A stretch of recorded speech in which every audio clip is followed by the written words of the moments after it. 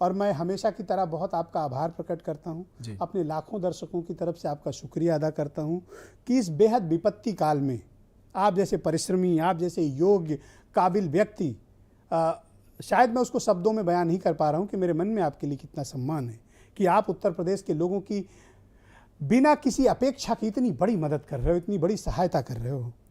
इसलिए मैंने आज डिबेट में किसी को नहीं बुलाया, सिर्फ आपको आमंत्रित किया।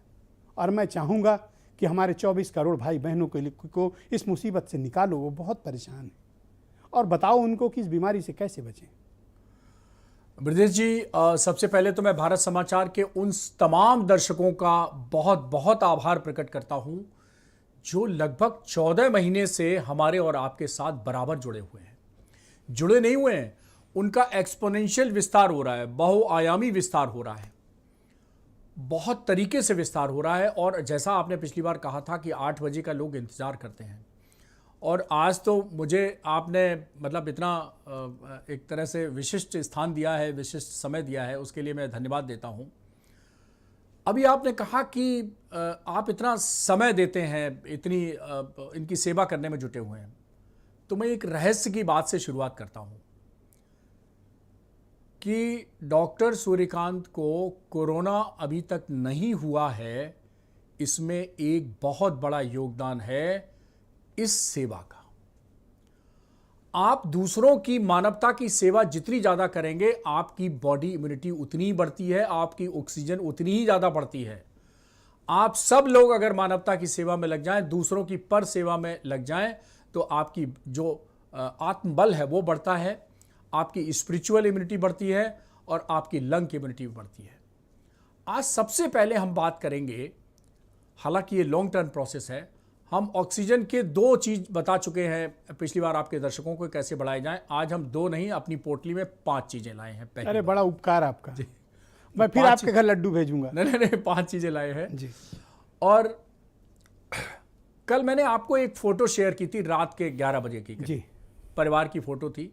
आपने देखा मौसम थोड़ा अच्छा था और पूरा परिवार, एक हमारे जो साली और साड़ू जी हैं, उनका छोटा बच्चा, और आपने देखा होगा कि सब वहाँ लॉन में और ज़मीन में बैठे हुए हैं, और बिटिया हमारी चाय बना के लाई, और हम सब लोग चाय का आनंद ले रहे हैं।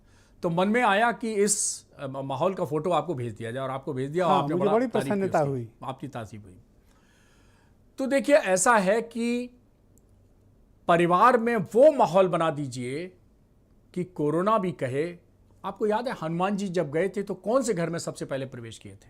हनुमान जी कोरोना नहीं थे, एक सात्विक आदमी थे। उन्होंने देखा राम राम की कहीं आवाज आ रही, पूरे श्रीलंका में दौरा लगाया, और एक घर में उन्हें राम की आवाज लगी तो उस घर में वो प्रवेश कर गए। इसी तरह कोरोना कहां प्रवेश कर रहा है, पहले हम आपके दर्शकों को यह बता दें। कोरोना उस घर में प्रवेश कर रहा है जहां पर अशांति है, जहां पे पारिवारिक अच्छा माहौल नहीं है, आपस में तनातनी रह रही है, होमोजीनियस और जो एक सौहार्द का वातावरण होना चाहिए वो नहीं होना चाहिए। कोरोना ऐसे घरों को टारगेट करता है।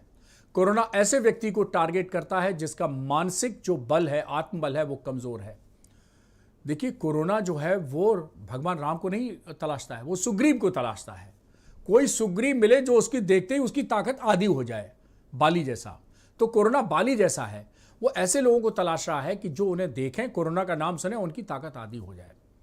तो सबसे पहले तो मैं आपको बता दूं कि आत्मबल ऊंचा रखना है। आप अपना आत्मबल ऊंचा रखें, आप अपने परिवार में सौहार्द रखें, और कहें कि अगर कोरोना गलती से आ गया किसी भी मेंबर को तो हम मिलकर लड़ेंगे, जूझेंगे, क्योंकि हमारे साथ डॉक्टर सूर्यकांत है, हमारे साथ भारत समाचार है, हमारे साथ ब्रजेश मिश्रा जी है, इसलिए हमें डरने की कोई जरूरत नहीं है। वाह, ये डर निकाल दीजिए। देखिए, कोई भी वायरस और कोई भी वैक्सीन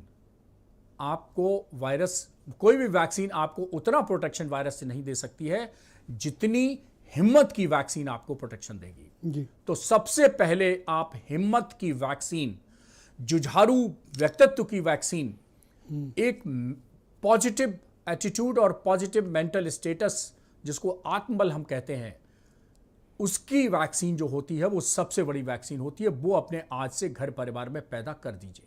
ठीक, डन। एक बात। दूसरी बात जान लीजिए, खाने पीने की और ये सब बातें आपने सबसे सुनी होंगी, वो ठीक बात है। दूसरी बात ये जानिए कि जो आपकी ऑक्सीजन वायरस ये चुनता है कि किसको हम शिकार बनाएं और तुरंत ऑक्सीजन के पास ले जाएं, यानी अस्पताल के पास ले जाएं।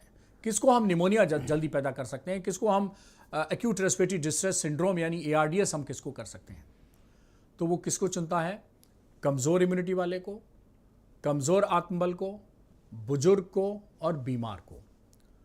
तो आप 2 लोगों की चुस्त दुरुस्त करने के लिए एक मैं छोटी सी टिप बताता हूँ। जो घर में बीमार हैं और ख़ास तौर पर बुजुर्ग हैं, बुजुर्गों को जनरली 60 साल से ऊपर 2-3 तरह की बीमारियां होती हैं। तो अगर